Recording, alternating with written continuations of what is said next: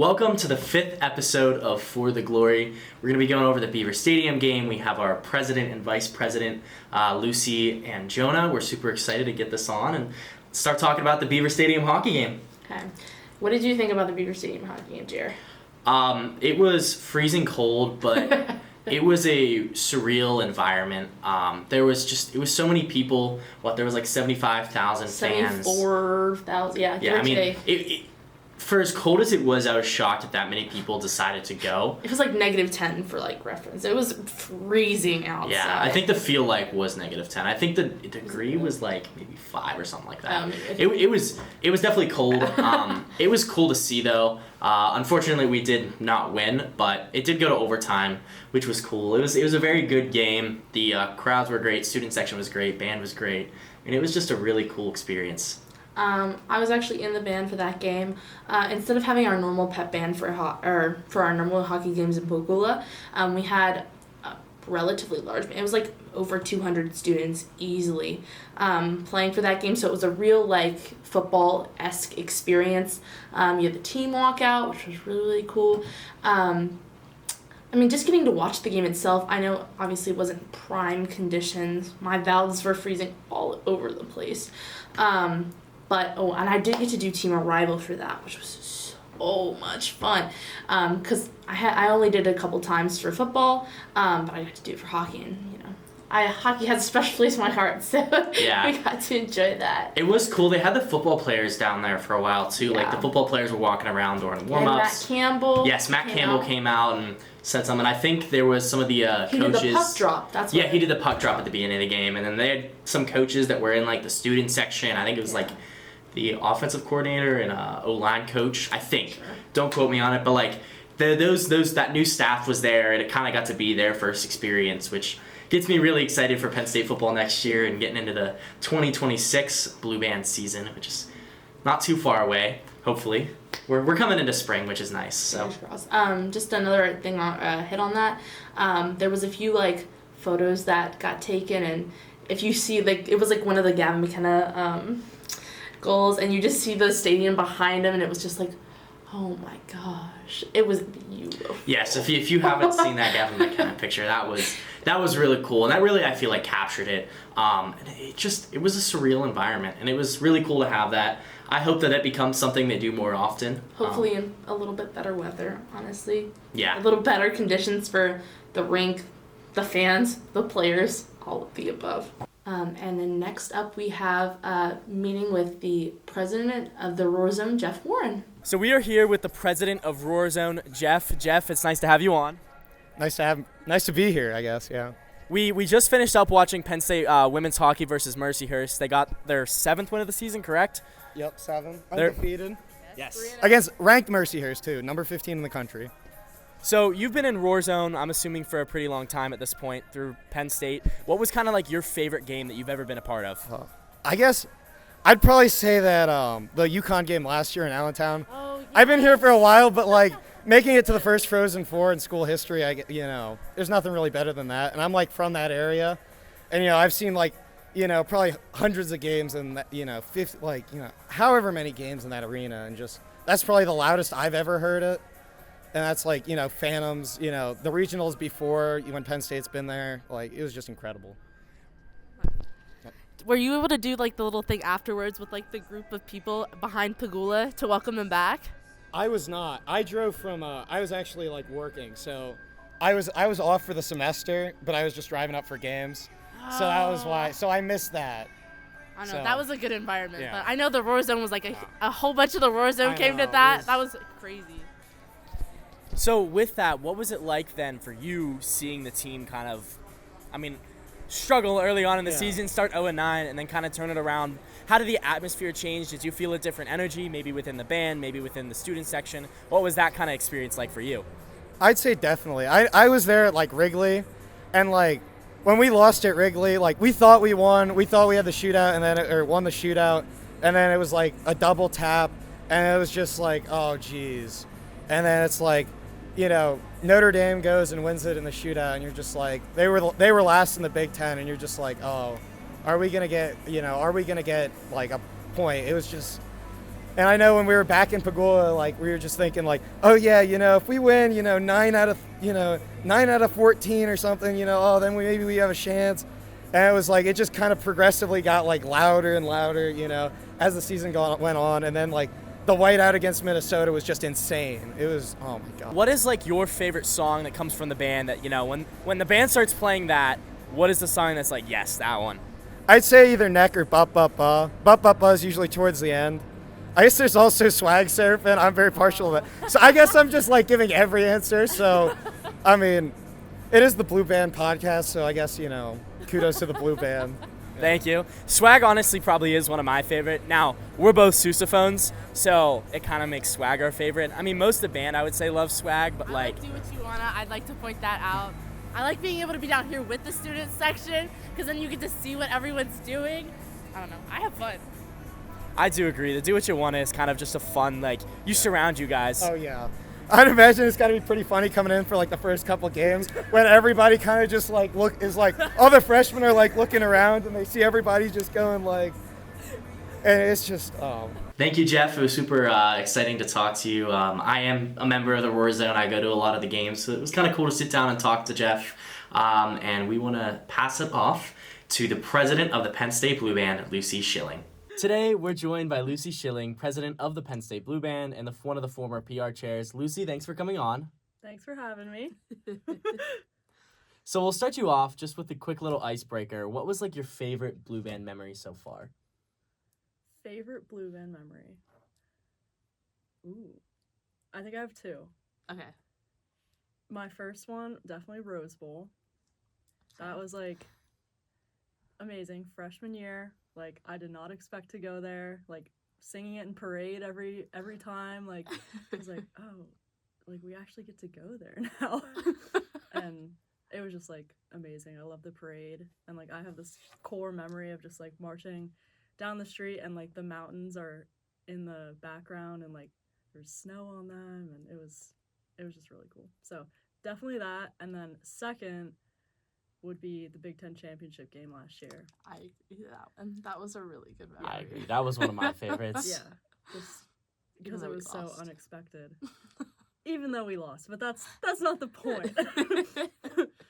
Yeah, just it was so unexpected. And then fun fact, came back from that and I ran a half marathon the next day. What? Yeah, on Sunday. I had cornbread and cranberries on the bus, and then I got off the bus. I didn't think I was going to make it, but I had been training since September.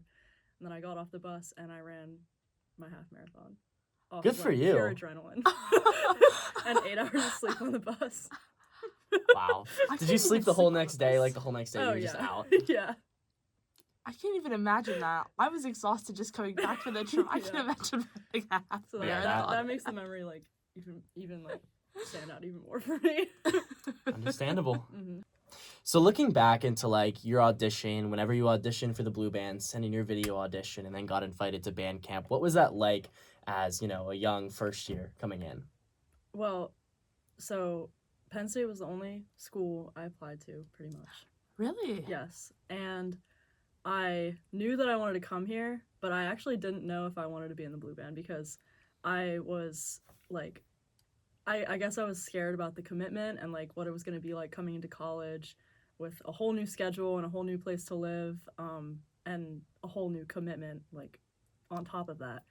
So I did not know if I actually wanted to be in the Blue Band. I almost missed the audition, the music audition, but my parents, who both went to college for music, they went to Westchester, they were like, no, Lucy, you have to be in the band.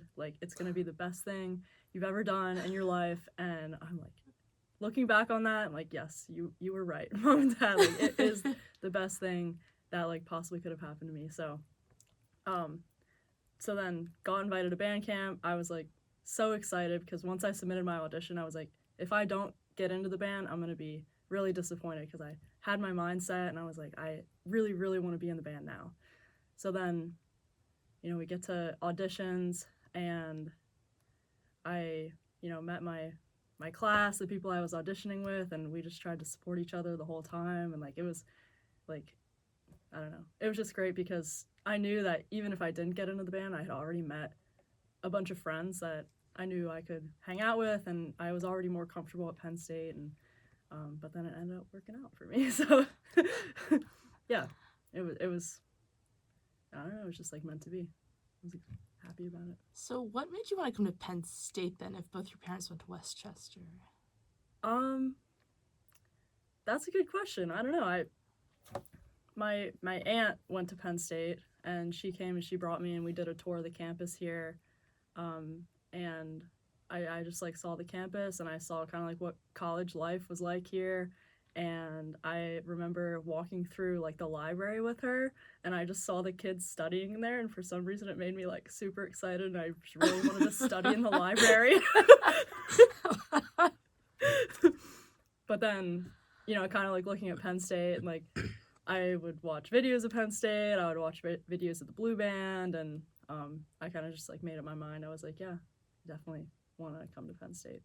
I also thought about Westchester, but I also like the distance like from home. I'm from Allentown, so I was like, I also looked at Pitt, but I was like, Penn State's kind of perfect distance for me away from home, so I can go home occasionally, but it's not like I go home every night for dinner. So Understandable. That's like yeah. that is honestly to me like the perfect distance. That's about how far away I am from home too, and it's just like you're far enough away that you could go back anytime you really wanted to see your family, but you're also far enough away that it's like kind of get to go out and experience. Yeah, and I have my own kind of like life here. Yeah. That's not me. From Georgia. Oh my gosh. It's a You're 12 from hours. Georgia? Yeah. I did not know that. That's crazy. It's okay. Wow. So what was it like kind of the first time stepping out of the tunnel then? You know, you got through your audition process. It was like, wow, I got through this. Got through your first, you know, few weeks of band camp and band rehearsals, and now you're stepping out of the tunnel for pregame. What was that like? It was amazing. I honestly don't remember a lot from the first game because I think I was just locked in. I was like, I just need to hit all my dots, and I need to, like, I don't think I played. I think a lot of, like, first years can say this, like, didn't play a note the first game. That was definitely me. But I just remember thinking in the tunnel, like, this is the moment that I've worked for, and this is the moment we've all worked for, and we're all in this together, and it's, like, I don't know, we have 7 of these left throughout the year, so I don't know. So did you actually get to, like, the very first game your freshman year, or your first year? That was, like you weren't a shadow. You had your own spot and everything? I had my own spot. I was really lucky. Actually, I have been really lucky, like, all 4 years. I've marched every pregame. Wow. I have not done that. Yeah. Trumpets, we were a little short on trumpets my first year. We only had 59, and they try to go for 60. That's normally, like, the minimum amount of trumpets that you have. So we had 59, so all of us had our spots, and I think we might have had, like, a clarinet march the other spot. But, yeah. How many trumpets are we up to now? Now, we have, 68, I believe. Yes, I think we have 68 trumpets this year. That's crazy. Last year we had 70. Last year we had 70 trumpets. That's the most trumpets we've had. I feel like there's always a ton of trumpets that audition. Yes. I feel like that's an incredibly competitive section usually. That and maybe like drumline, yes, and then like maybe saxes and like picks. Yeah. Yeah, it's tough. I mean, the whole band, it's very competitive, and it's like an honor to be selected for the Blue Band, and I'm just like grateful every day that I get the opportunity. Yeah. Okay, so Lucy, now that you've like explained some of your freshman year, how do you compare it from freshman year to senior year now? Well, senior year, I am a lot more comfortable. I'm a lot more comfortable in my spot, even though I have a new spot this year. I had the same spot all 3 years, and then this year I get a new spot. I'm L1 this year. I used to be J14 and 15. We're basically the same thing. So even though it's a brand new spot, I'm already like more comfortable in it because I know pregame and I know the music, and I practice, like memorized everything. So I'm a lot more comfortable. I can definitely play, and I really like being there for the younger members too. Like I'm comfortable in my spot, so I can maybe step aside and like help them out too. So it's definitely comfort thing.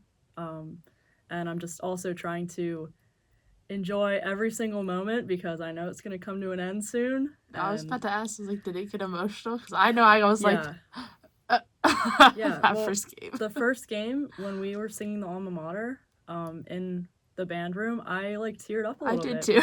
Yeah, because I was like, oh my gosh, like, this is really, like, I'm actually, yeah.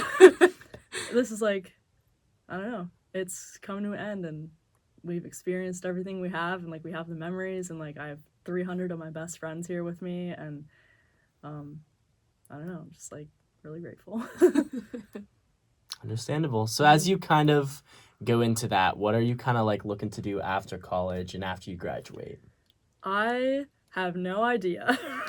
Very fair. I am hoping something with PR, maybe. That's my major.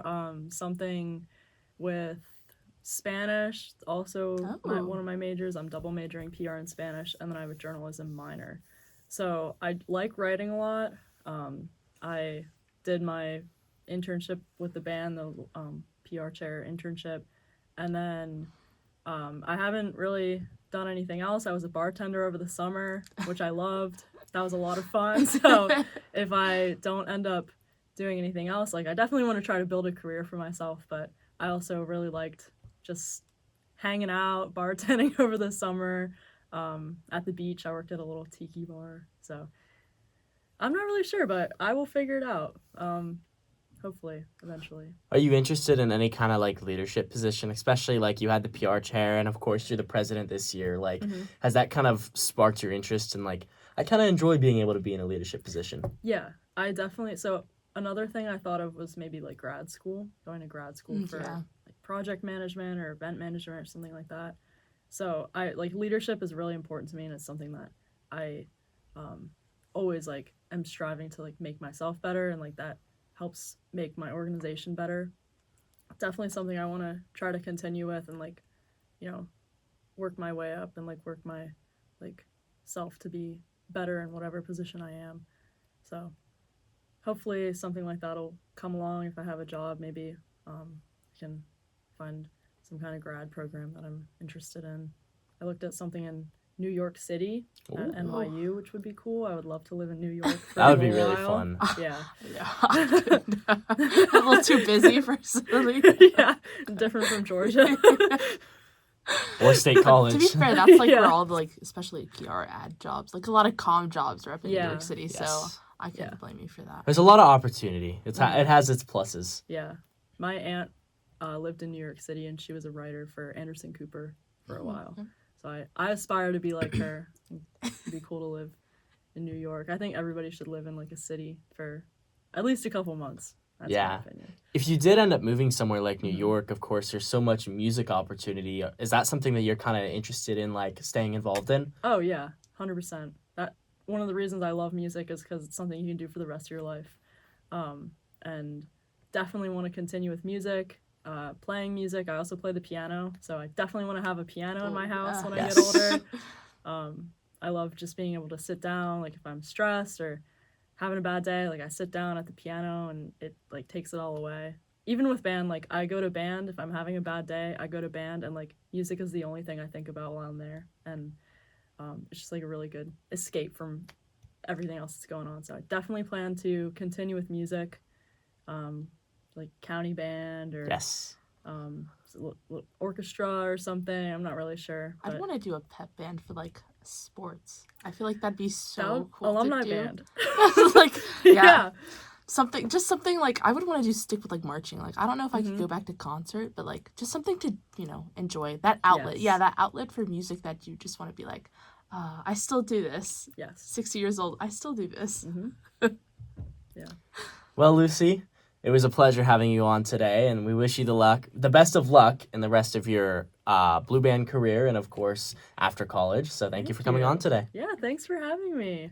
Thank you so much to our president, Lucy Schilling. It was amazing to have you on. Getting to know you. Yes, it was really cool. We don't get to you'll meet some of our presidents or some of our boards, but it's really nice to sit down with members of the Blue Band that I don't know as much about, and maybe you say hi in passing, but to get to sit down and really learn about people. And of course we got to do it with Jonah too, so we're gonna pass it off to our Vice President, Jonah Carney.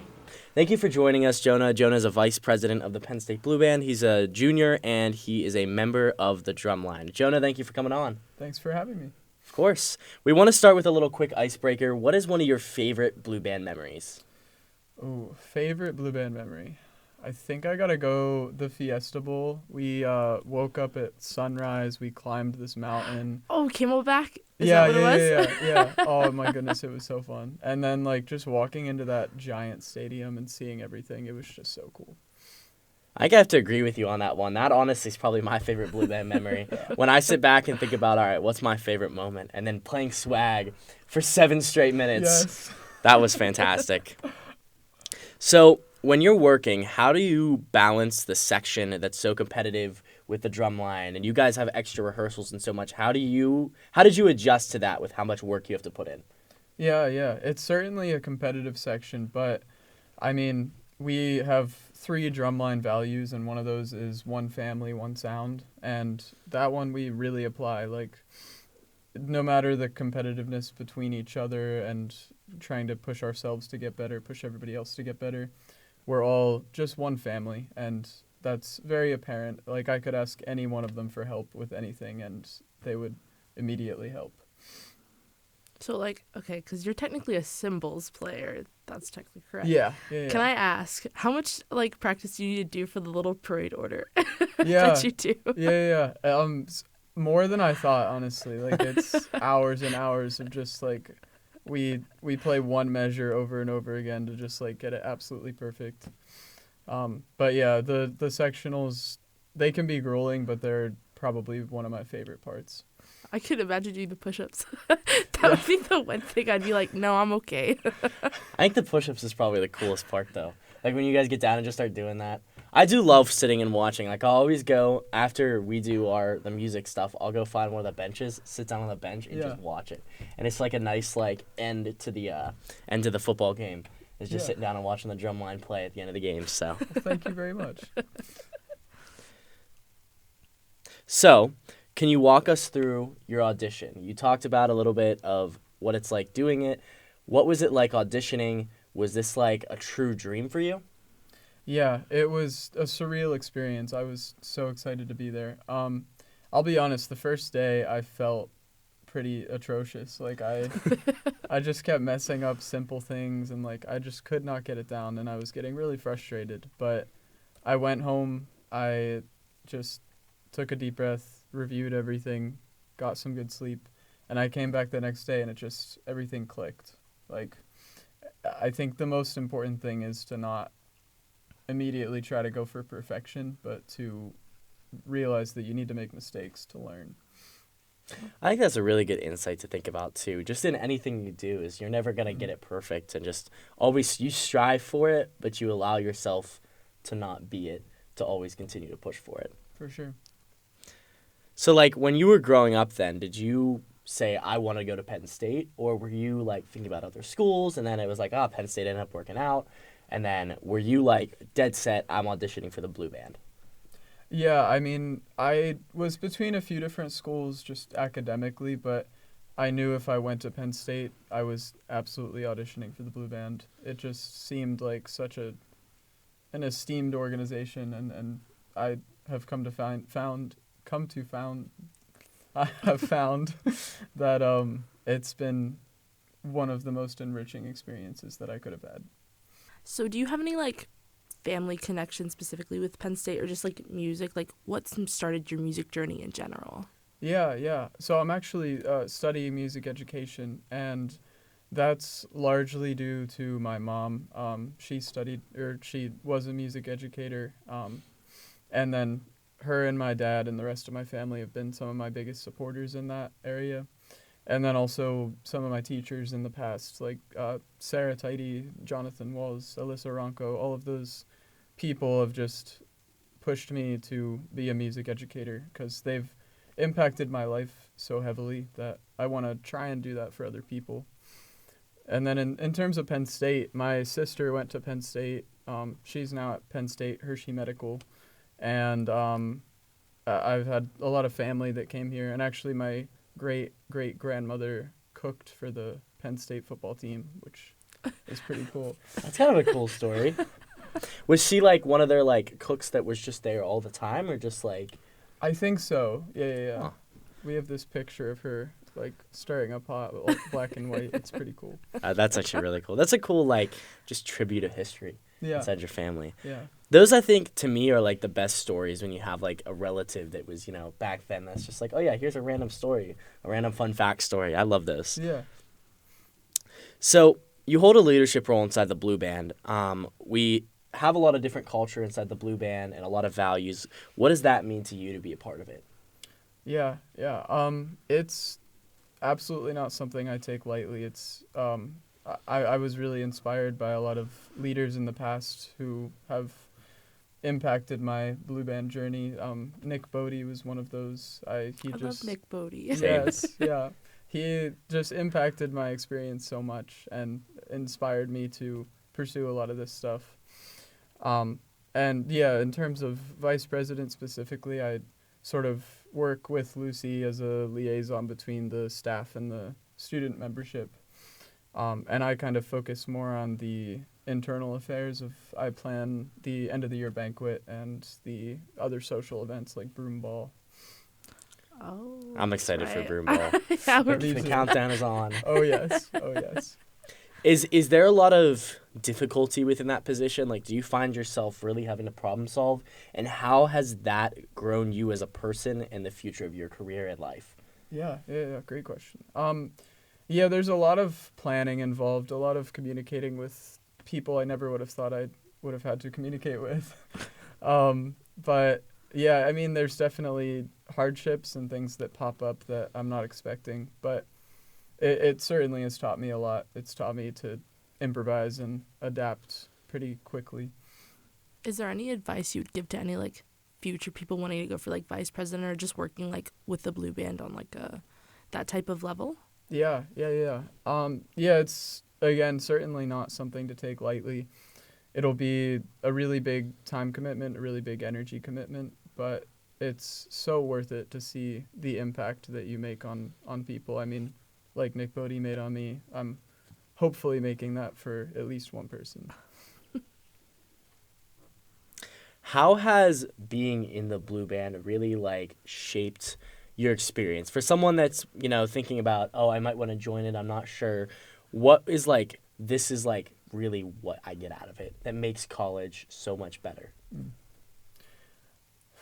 That's a good question. I think the game days and the performing is it's just an electric energy. I mean, one of my favorite moments is just walking out of the building before parading to the stadium. It's just we're playing whatever song we're playing. I think it's Disputed, Beautiful Girls, or Stand By Me. I know the notes. I have no idea what the song is. Right. It's just such a cool energy, and you have the whole game day ahead of you still. That moment is just the one that I really am super grateful for being in the Blue Band and having that experience.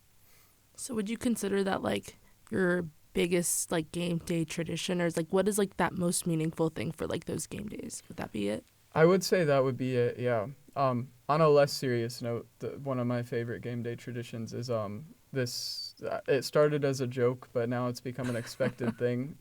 Every game day eve, I write a bedtime story to the symbol line. And I just like include all of them as characters and put all of like the inside jokes that we have. How long does that take you? No comment. Yeah, that honestly though, like that would just be such a cool thing to be like, I can't wait to see Jonah's story for this game day. Like that's just like a good, wholesome, and like you talk about, like you have those family values. Right. And that's one of those things that just like shows the connections that you make with the people here. And it's not just about being in the band and, oh, I get to play with, some cool musicians. Like you get to create real relationships and real connections. And that's kind of a great little example of it. Yeah, they're definitely, the entire drum line is going to be lifelong friendships for sure. Oh, I love that. that's really cute. So, Jonah, do you have any parting thoughts? Anything you want the people to know? That's a good question. Parting thoughts. I guess maybe some advice that I wish I heard going into it, and I kind of talked about it before already, but don't expect to be perfect if you're going into audition. Even if you're going in to run for an officer position or whatever you're doing, don't expect to be perfect immediately. Like, you've got to make mistakes, you've got to grow. As long as people see that you're trying to improve and people see that you really want it, then that's gonna I don't know how to phrase it. It's going to bring you far. Yeah, it's gonna bring you far for sure. Oh, I appreciate that. That's a really just good piece of advice that really does apply, I think, to anything in life, not even the blue band. I mean, of course it applies to the blue band, but that applies to life, relationships, work, school, everything you do. So Yeah, absolutely. it was Wisdom, wonderful wisdom. having you on. So thank you for your time, Jonah, Thank you for having me. and best of luck. Thank you very much. Thank you so much for joining us, Jonah. We had a great time getting to know you and getting to know what the vice president position does. And kind of a coming up in the future to look forward to, we have Ames in April, which is going to be our twirling and flag episode, along with Thon. Stay tuned for us trying to learn how to twirl. It's horrible. Yeah, it's pretty bad. I think I'm going to stick to sousaphone. Thank you so much for watching this episode. Can't wait to see you and stay tuned for the next one.